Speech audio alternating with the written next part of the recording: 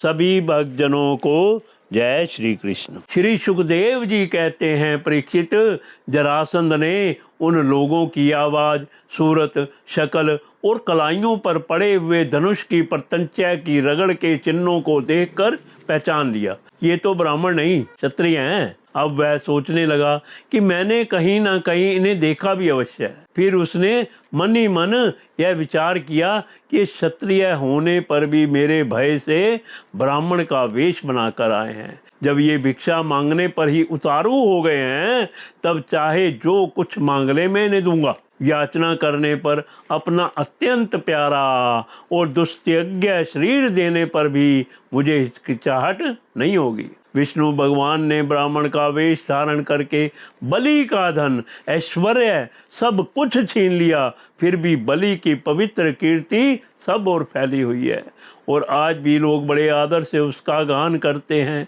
इसमें संदेह नहीं कि विष्णु भगवान ने देवराज इंद्र की राज्य लक्ष्मी बलि से छीनकर उन्हें लौटाने के लिए ही ब्राह्मण रूप धारण किया था।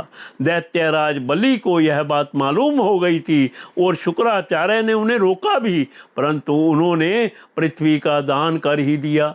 मेरा तो यह पक्का निश्चय है कि यह शरीर नाशवान है। इस शरीर से जो विपुल यश नहीं कमाता और जो क्षत्रिय ब्राह्मण के लिए ही जीवन नहीं धारण करता, उसका जीना व्यर्थ है। परीक्षित, सचमुच जरासंध की बुद्धि बड़ी उदार थी।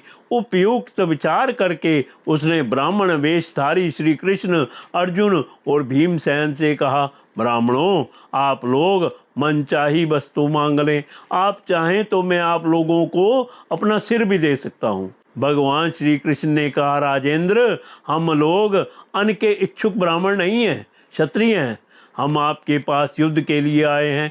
यदि आपकी इच्छा हो तो हमें द्वंद्व युद्ध की भिक्षा दीजिए। देखो, ये पांडु पुत्र भीमसेन है और यह इनका भाई अर्जुन है और मैं इन दोनों का ममेरा भाई तथा आपका पुराना शत्रु कृष्ण हूँ। जब भगवान श्री कृष्ण ने इस प्रकार अपना परिचय दिया, तब राजा जरासंध ठाके मारकर हंसने लगा और चिढ़कर बोला, अरे मूर्ख, यदि तुम्हें युद्ध की इच्छा है तो लो, मैं तुम्हारी प्रार्थना स्वीकार करता हूँ, परंतु कृष्ण, तुम तो बड़े डरपोक हो। युद्ध में तुम घबरा जाते हो, यहाँ तक कि मेरे डर से तुमने अपनी नगरी मथुरा भी छोड़ दी तथा समुद्र की शरण ली। इसलिए मैं तुम्हारे साथ नहीं लड़ूंगा।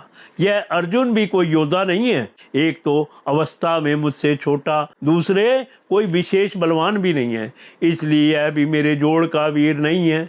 मैं इसके साथ भी नहीं लड़ूंगा। रहे भीमसेन, ये अवश्य ही मेरे समान बलवान और मेरे जोड़ के हैं। जरासंध ने यह बात कहकर भीमसेन को एक बहुत बड़ी गदा दे दी और स्वयं दूसरी गदा लेकर नगर से बाहर निकल आया।